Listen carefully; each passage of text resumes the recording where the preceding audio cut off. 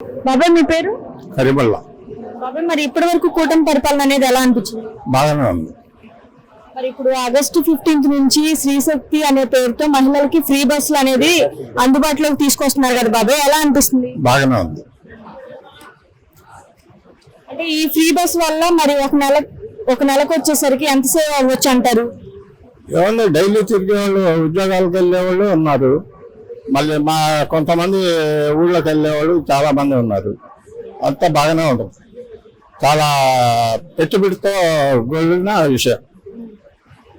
బాబాయ్ మరి అలాగే ఈ ఫ్రీ బస్సుల వల్ల ఎటువంటి అంటే మహిళలకి ఎలా ఉపయోగం ఉంటుంది అంటారు? బాగానే ఉంటుంది.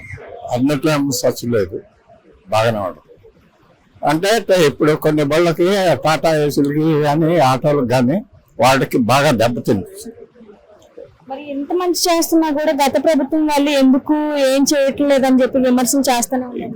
ఇప్పుడు విమర్శించేది ప్రతివాడు విమర్శిస్తాడు. కూర్చున్నవాడు కూడా, లెవెల్ అయినవాడు కూడా విమర్శిస్తూ ఉంటాడు. వాడు అన్నీ అనుభవిస్తూనే ఉంటాడు. అది మరి గత ప్రభుత్వం ఏం చేసింది అంటే ఏం చెప్తారు? గత ప్రభుత్వం ఈ జనానికి డబ్బులు పెంచింది అంతే, అంతకైనా ఏం చేయాల. ఏదైనా మంచి చేసిందా ప్రజలకి? ప్రజలకి మంచిగా చేసింది జగన్ గారి ప్రభుత్వంలో ఉన్నప్పుడు.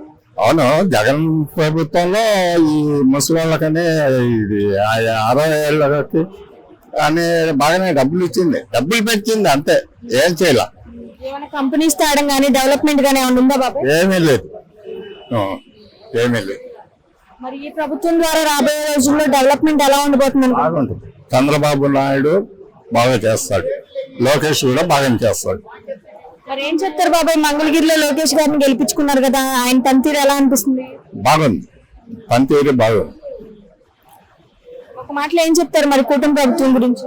బాగానే ఉందమ్మా, ఇప్పటికీ బాగానే ఉంది.